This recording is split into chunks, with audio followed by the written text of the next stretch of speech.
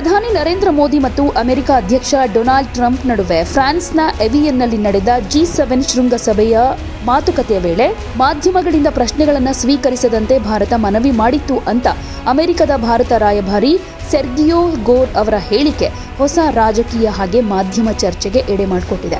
ಆದರೆ ಈ ಆರೋಪವನ್ನು ಸರ್ಕಾರ ಸೋಮವಾರ ವಿಭಿನ್ನ ರೀತಿಯಲ್ಲಿ ವಿವರಿಸಿದ್ದು, ಉನ್ನತ ಮಟ್ಟದ ವಿವಿಐಪಿ ಭೇಟಿಗಳ ಸಂದರ್ಭದಲ್ಲಿ ಸಾರ್ವಜನಿಕ ಪ್ರದರ್ಶನ, ಮಾಧ್ಯಮ ಪ್ರವೇಶ ಮತ್ತು ಕಾರ್ಯಕ್ರಮದ ಸ್ವರೂಪದ ಬಗ್ಗೆ ಮುಂಚಿತವಾಗಿ ಚರ್ಚಿಸೋದು ಸಾಮಾನ್ಯ ಪ್ರೋಟೋಕಾಲ್ ಅಂತ ಸ್ಪಷ್ಟಪಡಿಸಿದೆ. ಅಮೆರಿಕದ ರಾಯಭಾರಿ ಸೆರ್ಗಿಯೋ ಗೋರ್ ಅವರು ಎಕನಾಮಿಕ್ ಟೈಮ್ಸ್ ವರ್ಲ್ಡ್ ಲೀಡರ್ಸ್ ಫೋರಂನಲ್ಲಿ ಮಾತನಾಡ್ತಾ, ಜೂನ್ 17ರಂದು ಮೋದಿ ಟ್ರಂಪ್ ಭೇಟಿ ನಡೆಯೋ ಮುನ್ನ ಭಾರತೀಯ ವಿದೇಶಾಂಗ ಸಚಿವಾಲಯದ ಕಡೆಯಿಂದ ಮಾಧ್ಯಮಗಳನ್ನು ಒಳಗೆ ಬಿಡಬಹುದು, ಆದರೆ ಪೂರ್ಣ ಪ್ರಮಾಣದ ಪತ್ರಿಕಾಗೋಷ್ಠಿ ಅಥವಾ ಪತ್ರಕರ್ತರ ಪ್ರಶ್ನೋತ್ತರ ಇರಬಾರದು ಅಂತ ಆದ್ಯತೆ ವ್ಯಕ್ತವಾಗಿತ್ತು ಅನ್ನೋ ಹೇಳಿಕೆ ಕೊಟ್ಟಿದ್ದಾರೆ. ಗೋರ್ ಅವರ ಪ್ರಕಾರ ಅವರು ಟ್ರಂಪ್ ಅವರ ಜೊತೆ ಭೇಟಿಗೂ ಮುನ್ನ ನಡೆದ ಚರ್ಚೆಯಲ್ಲಿ ಭಾರತ ಯಾವ ವಿಷಯಗಳನ್ನು ಪ್ರಸ್ತಾಪಿಸುತ್ತೆ ಅನ್ನೋದನ್ನು ಎಕ್ಸ್ಪ್ಲೈನ್ ಮಾಡಿದ್ರು. ನಂತರ ಮಾಧ್ಯಮಗಳ ಪ್ರಶ್ನೆಗಳ ಬಗ್ಗೆ ಟ್ರಂಪ್ ಕೇಳಿದ್ದಕ್ಕೆ ಭಾರತದ ಕಡೆಯಿಂದ ಪ್ರಶ್ನೆಗಳಿಲ್ಲದ ಮಾಧ್ಯಮ ಸಂವಾದಕ್ಕೆ ಆದ್ಯತೆ ಇದೆ ಅಂತ ತಾವು ತಿಳಿಸಿದ್ದಾಗಿ ಗೋರ್ ಹೇಳಿದ್ದಾರೆ. ಟ್ರಂಪ್ ಅದಕ್ಕೆ ಒಪ್ಕೊಂಡಿದ್ರು ಅನ್ನೋದು ಅವರ ಹೇಳಿಕೆ.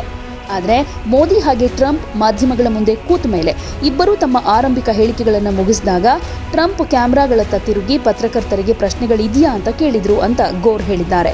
ಅವರ ಪ್ರಕಾರ ಇದರಿಂದ ನಿಗದಿಯಾಗಿದ್ದ ಸೀಮಿತ ಮಾಧ್ಯಮ ಸಂವಾದ ಸುಮಾರು 45 ನಿಮಿಷಗಳ ಪ್ರಶ್ನೋತ್ತರ ಅವಧಿಯಾಗಿ ಬದಲಾಯಿತು. ಇದು ಅಸಾಮಾನ್ಯ ಕ್ರಮ ಅಲ್ಲ. ಗೋರ್ ಅವರ ಹೇಳಿಕೆ ಸಾರ್ವಜನಿಕವಾದ ಮೇಲೆ ಭಾರತ ಸರ್ಕಾರದ ಮೂಲಗಳು ಕೊಟ್ಟ ವಿವರಣೆ ವಿವಾದದ ಸ್ವರೂಪವನ್ನು ಬದಲಿಸಿದೆ. ವಿದೇಶಾಂಗ ಸಚಿವಾಲಯದ ಮೂಲಗಳ ಪ್ರಕಾರ ವಿವಿಐಪಿ ಭೇಟಿಗೂ ಮುನ್ನ ನಾಯಕರ ಸಾರ್ವಜನಿಕ ಹಾಜರಾತಿ ವ್ಯವಸ್ಥೆ ಬಗ್ಗೆ ಎರಡೂ ಕಡೆಯವರು ಚರ್ಚೆ ಮಾಡೋದು ಸಾಮಾನ್ಯ ರಾಜತಾಂತ್ರಿಕ ಕ್ರಮ. ಕಾರ್ಯಕ್ರಮದ ಸಮಯ, ಮಾಧ್ಯಮಗಳ ಪ್ರವೇಶ, ನಾಯಕರ ಆರಂಭಿಕ ಹೇಳಿಕೆಗಳು ಹಾಗೆ ಪ್ರಶ್ನೋತ್ತರ ನಡಿಬೇಕಾ ಬೇಡವಾ ಅನ್ನುವಂತಹ ಅಂಶಗಳನ್ನು ಮೊದಲೇ ಸಮನ್ವಯಗೊಳಿಸೋದು ಭೇಟಿಯ ನಿರ್ವಹಣೆಯ ಭಾಗ. ಈ ಹಿನ್ನೆಲೆಯಲ್ಲಿ ಭಾರತ ತನ್ನ ಪ್ರಮಾಣಿತ ಪದ್ಧತಿಯನ್ನ ಅಮೆರಿಕದ ಕಡೆಯವರಿಗೆ ತಿಳಿಸಿತ್ತು ಅನ್ನೋದು ಸರ್ಕಾರದ ಮೂಲಗಳ ವಿವರಣೆ.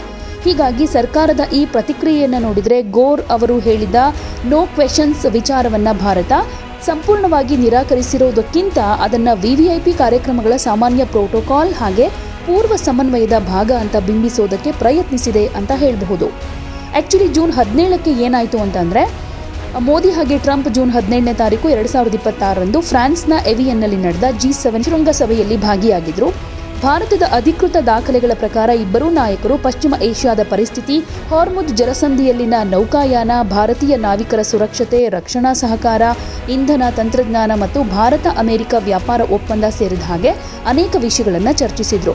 ಆ ಟೈಮ್ನಲ್ಲಿ ಹಾರ್ಮುಜ್ ಜಲಸಂಧಿ ಅತ್ಯಂತ ಸೂಕ್ಷ್ಮ ಭದ್ರತಾ ಪರಿಸ್ಥಿತಿಯಲ್ಲಿತ್ತು. ಅಮೆರಿಕದ ಕಾರ್ಯಾಚರಣೆಗೆ ಸಂಬಂಧಪಟ್ಟ ದಾಳಿಯಲ್ಲಿ 3 ಭಾರತೀಯ ನಾವಿಕರು ಮೃತಪಟ್ಟಿದ್ದ ಘಟನೆ ಕೂಡ ಮಾತುಕತೆಗೂ ಮುನ್ನ ನಡೆದಿತ್ತು. ಈ ಹಿನ್ನೆಲೆಯಲ್ಲಿ ಮೋದಿ ಜಾಗತಿಕ ವ್ಯಾಪಾರ ಮತ್ತು ಇಂಧನ ಸರಬರಾಜಿಗೆ ಹಾರ್ಮುಜ್ ಜಲಸಂಧಿಯ ಮುಕ್ತ ಸಂಚಾರ ಅತ್ಯಂತ ಮುಖ್ಯವಾಗಿದ್ದು ಭಾರತೀಯ ನಾವಿಕರ ಸುರಕ್ಷತೆಗೂ ಆದ್ಯತೆ ಕೊಡಬೇಕು ಅಂತ ಹೇಳಿದರು.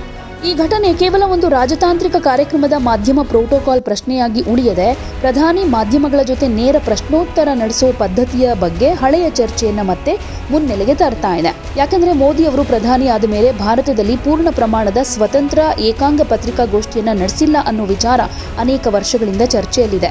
2019ರ ಲೋಕಸಭಾ ಚುನಾವಣಾ ಪ್ರಚಾರದ ಅಂತ್ಯದಲ್ಲಿ ಮೋದಿ ಬಿಜೆಪಿ ಅಧ್ಯಕ್ಷರಾಗಿದ್ದ ಅಮಿತ್ ಶಾ ಅವರ ಜೊತೆ ಪತ್ರಿಕಾಗೋಷ್ಠಿಯಲ್ಲಿ ಕಾಣಿಸಿಕೊಂಡಿದ್ರು.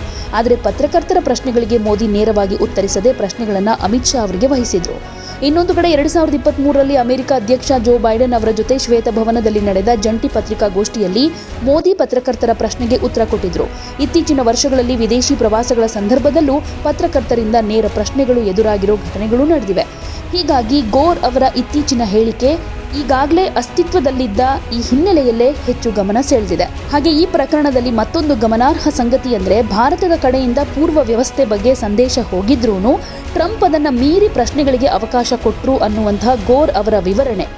ಹೀಗಾಗಿ ಇದು ಭಾರತ ಅಮೆರಿಕ ಸಂಬಂಧದಲ್ಲಿ ದೊಡ್ಡ ರಾಜತಾಂತ್ರಿಕ ಬಿಕ್ಕಟ್ಟಿನ ಸೂಚನೆಗಿಂತ ಉನ್ನತ ಮಟ್ಟದ ಭೇಟಿಗಳ ಮಾಧ್ಯಮ ಪ್ರೋಟೋಕಾಲ್ ಮತ್ತು ಭಾರತದ ದೀರ್ಘಕಾಲದ ಪತ್ರಿಕಾಗೋಷ್ಠಿ ಪದ್ಧತಿಯ ಬಗ್ಗೆ ಮತ್ತೆ ಎದ್ದಿರೋ ಸಾರ್ವಜನಿಕ ಚರ್ಚೆ ಅಂತ ಸದ್ಯಕ್ಕೆ ನೋಡೋದು ಹೆಚ್ಚು ಸಮತೋಲನದ ನಿರ್ಣಯ ಅಂತಾನೆ ಹೇಳಲಾಗ್ತಿದೆ. ಯಾವುದೇ ಸುದ್ದಿಯ ಅಪ್ಡೇಟ್ ಅನ್ನ ಮಿಸ್ ಮಾಡ್ಕೊಳ್ಬಾರ್ದು ಅಂದ್ರೆ ಈಗ್ಲೇ ಒನ್ ಇಂಡಿಯಾವನ್ನ ಸಬ್ಸ್ಕ್ರೈಬ್ ಮಾಡಿ. ನಿಮಗೆ ಬೇಕಾದ ಭಾಷೆಯಲ್ಲಿ ಎಲ್ಲಾ ಸುದ್ದಿ ತಿಳಿಬೇಕು ಅಂದ್ರೆ ಒನ್ ಇಂಡಿಯಾ ಆಪ್ ಅನ್ನ ಡೌನ್ಲೋಡ್ ಮಾಡ್ಕೊಳ್ಳಿ.